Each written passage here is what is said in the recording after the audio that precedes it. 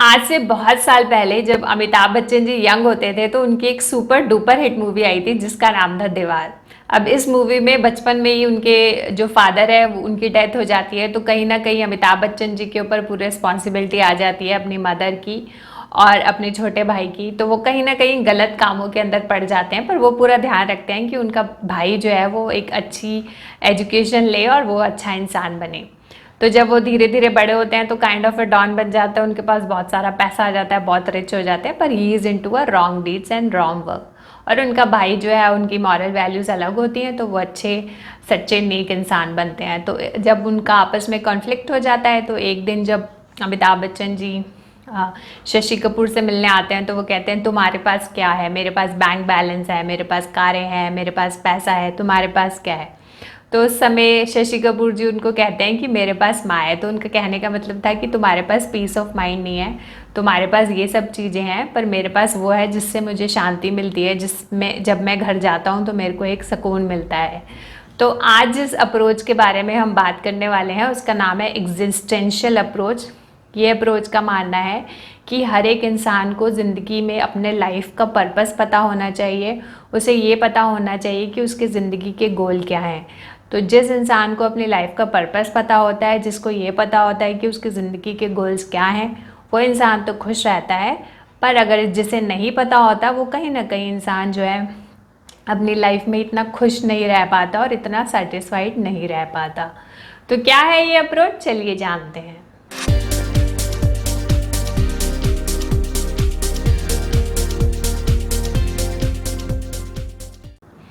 Hello friends, मैं हूँ मोनिका और वेलकम करती हूँ आपका अपने चैनल में।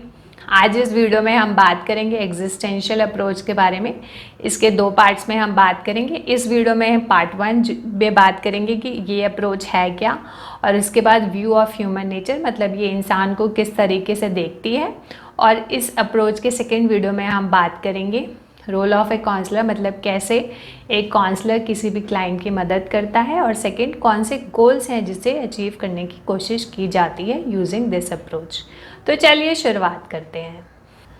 तो सबसे पहले जानते हैं एग्जिस्टेंशियल अप्रोच होता क्या है। ये बहुत ही फिलोसफिकल अप्रोच है। इस अप्रोच का मतलब किसी को ठीक करना या फिर किसी को क्योर करना नहीं है, बल्कि किसी भी इंसान को सेल्फ अवेयर बनाना, ये उसको जान पाना कि उसकी ज़िंदगी का मतलब क्या है, वो ज़िंदगी में क्या अचीव करना चाहता है।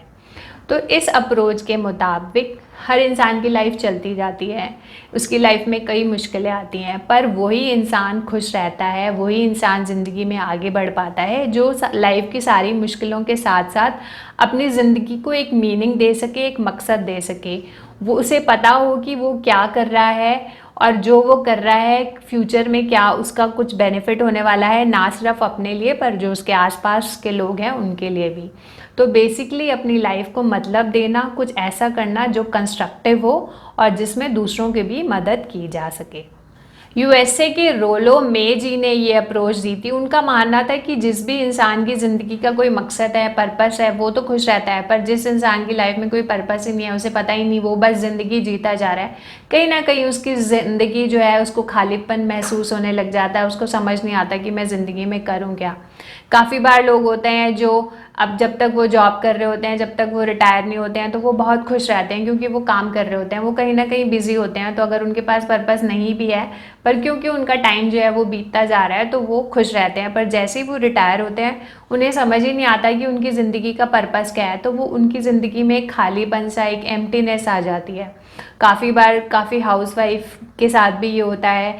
जैसे शुरू में जब बच्चे छोटे होते हैं तो उनके पास इतना सारा काम होता है, बच्चों का ध्यान रखना होता है, वो बहुत सारे काम में बिज़ी रहती हैं। पर जब बच्चे बड़े हो जाते हैं तो उन्होंने क्योंकि अपनी पूरी ज़िंदगी बच्चों के लिए ही निकाल दी होती है, तो उनको समझ नहीं आता कि अब तो किसी को मेरी उतनी ज़रूरत नहीं है जितनी पहले होती थी। तो कहीं ना कहीं वो सेंस ऑफ पर्पस जो है लॉस हो जाता है। तो ऐसी लोगों की ज़िंदगी में फिर वो बहुत खालीपन सा आ जाता है, उन्हें समझ ही नहीं आता कि मैंने इतने साल किया क्या, या फिर मुझे कुछ और करना चाहिए था। तो ये अप्रोच यही कहती है कि जिस इंसान का ज़िंदगी में कोई पर्पस होता है, कोई मीनिंग होता है, वो लोग तो खुश रहते हैं, पर जो इंसान अपनी लाइफ में कोई कंस्ट्रक्टिव पर्पस नहीं ढूंढ पाते, उनकी ज़िंदगी में एक एम्प्टीनेस या फिर खालीपन सा आ जाता है। तो ये तो था मतलब एग्जिस्टेंशियल अप्रोच का। अब देखते हैं व्यू ऑफ ह्यूमन नेचर। इस अप्रोच के हिसाब से कोई भी इंसान की ज़िंदगी बनती है कि वो अपनी ज़िंदगी में डिसीजंस कैसे लेता है। हम सभी की लाइफ में ऐसे मौके आते हैं जब हमें कुछ ना कुछ डिसीजंस लेने होते हैं। कुछ डिसीजंस छोटे होते हैं और कुछ डिसीजंस ऐसे होते हैं जिनसे हमारी लाइफ में बहुत बड़ा इम्पैक्ट बनता है।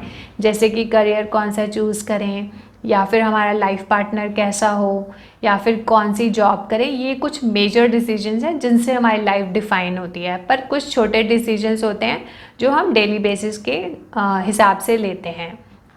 तो जो इंसान ये बड़े डिसीजंस को सही तरीके से ले पाता है, अपनी ज़िंदगी को कोई मकसद दे पाता है, वो तो खुश रहता है। पर जो इंसान ये डिसीजन सही से नहीं ले पाता, वो अपनी ज़िंदगी में ये समझ ही नहीं पाता कि वो एक्चुअली उसको पसंद क्या है, तो वो कभी भी खुश नहीं रह पाता। तो यहाँ पे फेमस साइकेट्रिस्ट विक्टर फ्रैंकल जी की बात की गई है। उन्होंने बताया कि हर एक इंसान की ज़िंदगी में कुछ ना कुछ पर्पस या फिर मीनिंग होना चाहिए।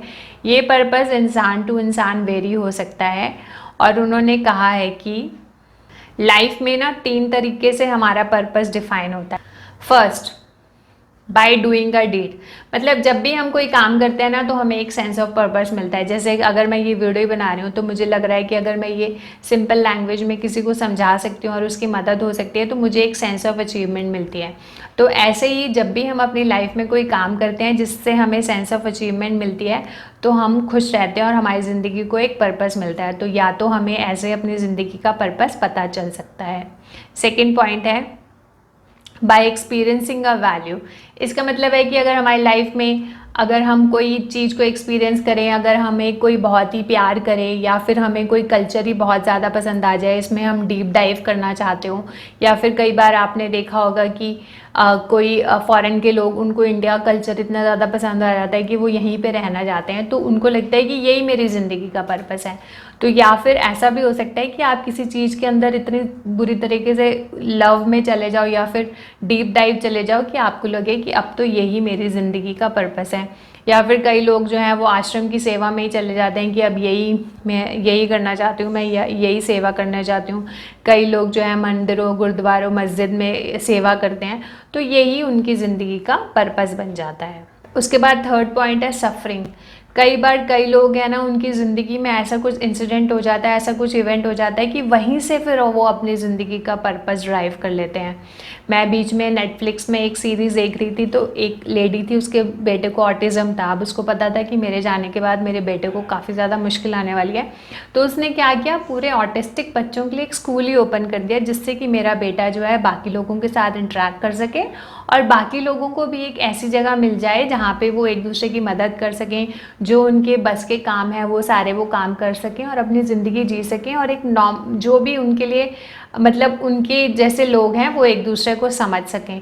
तो पहले उसकी लाइफ जो भी चल रही थी, पर उसके बाद उसने अपनी लाइफ को एक पर्पस दे दिया। कई लोग होते हैं, अगर उनकी मदर को कैंसर हो जाए तो वो पूरी की पूरी रिसर्च ही डाल देते हैं उसके बारे में, कैंसर के बारे में पूरी ज़िंदगी उसी पे डिवोट कर देते हैं। और कुछ लोग तो हॉस्पिटल तक खोल देते हैं या फिर खुद डॉक्टर बन जाते हैं, जिससे कि वो बाद में ज़्यादा से ज़्यादा लोगों की मदद कर सकें।